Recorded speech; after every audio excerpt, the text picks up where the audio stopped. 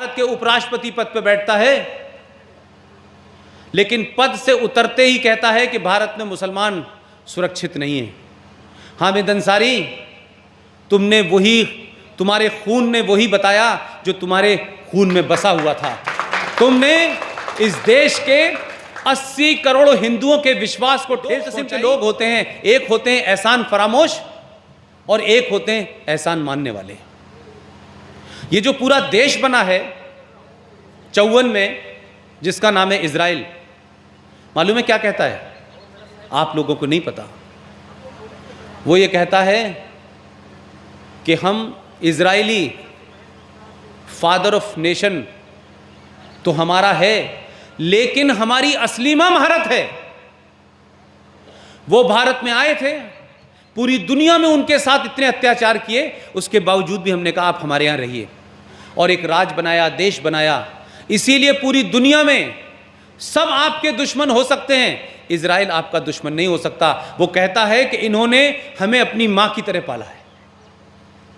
एक देश ये है, और एक देश ये है कि इस देश में जिन लोगों को आप पाल रहे हैं, 5 करोड़ बांग्लादेशी इस देश में रह रहे हैं, रोहिंग्या रह रहे हैं। इस देश का मुसलमान खड़े होकर के इस देश को तोड़ने की बात कहता है, ये एहसान फरामोशी नहीं है तो क्या है भाई? जिस देश में रह रहे हो, जिस देश में खा रहे हो, नौकरी कर रहे हो, फल रहे हो, फूल रहे हो, राष्ट्रपति, उपराष्ट्रपति, चीफ जस्टिस, वाइस चांसलर, सब कुछ बन रहे हो, उसके बाद भी कहते हो देश को तोड़ेंगे।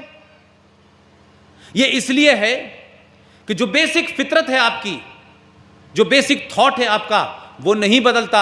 इससे एक बात साबित होती है कि अच्छे आदमियों के साथ 800 साल आपने सब कुछ गंवा दिया, उसके बाद उनकी फितरत नहीं बदली, उनकी फितरत में कोई फर्क नहीं आया। लेकिन मैं ये कह रहा हूं कि अगर दोबारा से 800 साल तक आपको फिर वही दिन देखना है, तो उससे पहले अपनी फितरत बदल दीजिए, अपनी सोच बदल दीजिए, अपने आप को अलर्ट कर लीजिए। ये ऐसा नहीं है, ये बंदूकों की लड़ाई नहीं हो रही, ये गोले बदमाश बारूदों की लड़ाई नहीं होगी। ये लड़ाई इस बात की होगी कि आप ही के बीच में लोग बैठे होंगे, आप ही से बात करेंगे, बहुत अच्छी अच्छी बातें होंगी, देश की बातें होंगी, सेकुलरिज्म की बातें होंगी, लेकिन एक नामर्दूद, मुनाफिक और एक मक्कार एक आदमी एक विश्वविद्यालय का वाइस चांसलर रहता है, फिर माइनॉरिटी कमीशन का चेयरमैन रहता है, फिर भारत का ईरान में राजदूत रहता है, फिर भारत के उपराष्ट्रपति पद पर बैठता है, लेकिन पद से उतरते ही कहता है कि भारत में मुसलमान सुरक्षित नहीं है। हामिद अंसारी, तुम्हारे खून ने वही बताया जो तुम्हारे खून में बसा हुआ था।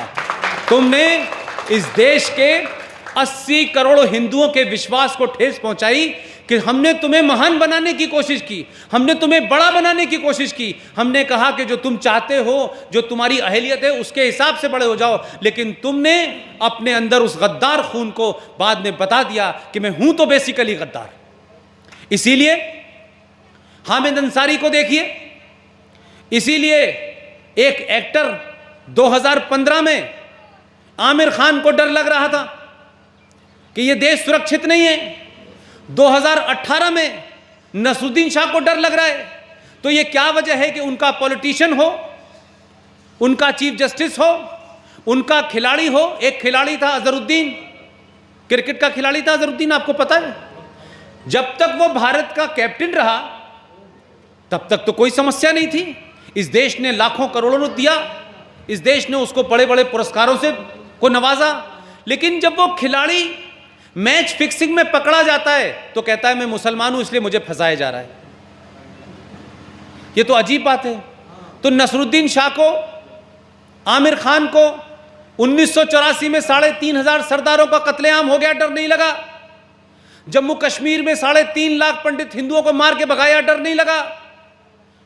अयूब पंडित जो इंस्पेक्टर था, जो मस्जिद के बाहर ड्यूटी दे रहा था, मीरवाइज की सिक्योरिटी में था, उसको भीड़ ने दौड़ा दौड़ा के मारा, हाथों से मार दिया, तो डर नहीं लगा। तो मैं कहता हूं भाई, जहां डर नहीं है वहां चले जाओ, वो मुल्क तय कर लो कौन सा मुल्क है जहां तुम्हें डर नहीं लग रहा, वहां चले जाओ। और हमको भी बता दो कि हमसे भी ज्यादा कोई एक ऐसा देश है कि जहां डर नहीं लगता।